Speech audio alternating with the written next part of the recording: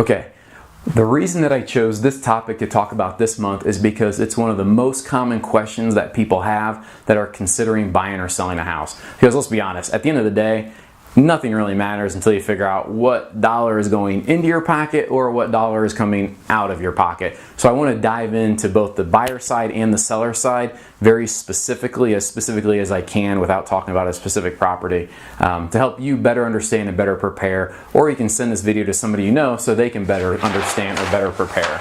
So the first is the seller side of the equation. Every transaction has a buyer and a seller. The biggest number that comes off is commission. You know, this ranges from 6 to 7% typically are the numbers you're going to see. There can be variations in certain models, but that's a good standard.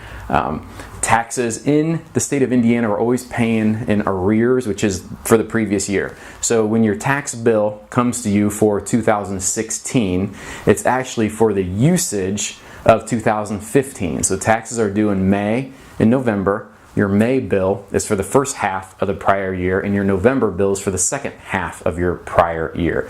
So if you close on, say, March 1st, let's call it February 28th of 2016. Well, you haven't paid your May bill yet, so all of 2015 taxes are due.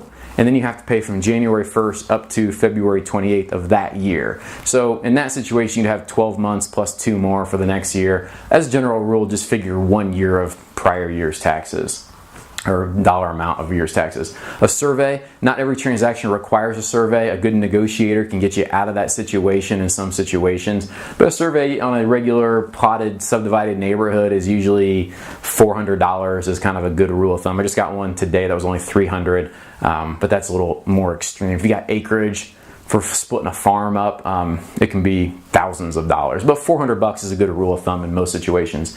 Having a deed prepared to transfer the ownership of that property from one person to the next.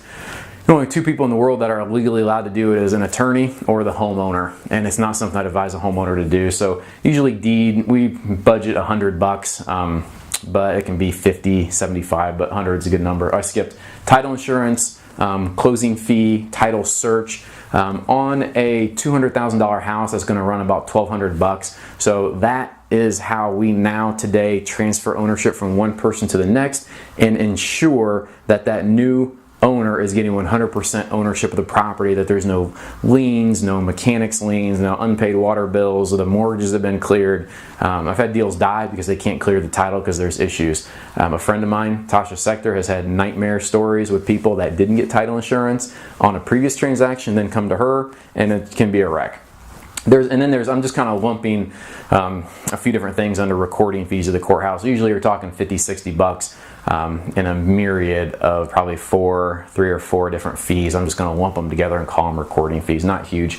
Lastly, every situation can be a little bit different. You might have a homeowner's home warranty, which runs $345. Sometimes on an offer, a buyer will negotiate for the seller to pay their closing costs, which I'll talk on in a second, and association fees for a neighborhood. You know, you might have accrued some fees through the year, so those can be added on there. From the buyer side of the equation, totally different animal. So a buyer is going to have prepaids. They're prepaid taxes, prepaid insurance, prepaid interest. So what this is typically when you make your monthly payment, a portion of that payment goes into escrow, like a little kitty. Then when your taxes are due, the money goes from the kitty to pay the taxes, and same with insurance. So what happens is when you first start off your loan, you don't have a kitty built up, so they auto-populate essentially that kitty.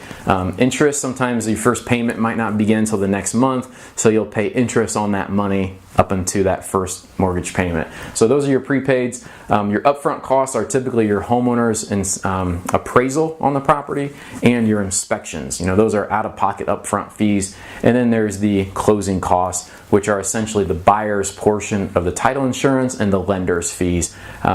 Usually on a $150,000 house, you know, these two are going to be a couple grand. So when you lump them all together, you know, the seller is usually giving money for taxes, which will offset, but you know, $2,500, $3 grand is a good typical number you'll see. So these are the buyer's fees, those are the sellers. As a buyer, you always want to be pre-approved. I can't preach that enough. And when you get pre-approved, they'll get these numbers super tight for you so you know exactly what it is. But this is kind of what they cover. So hope you find this useful. If you have more questions, let me know. I love to talk to you. And I'm never too busy for your referrals. Thanks.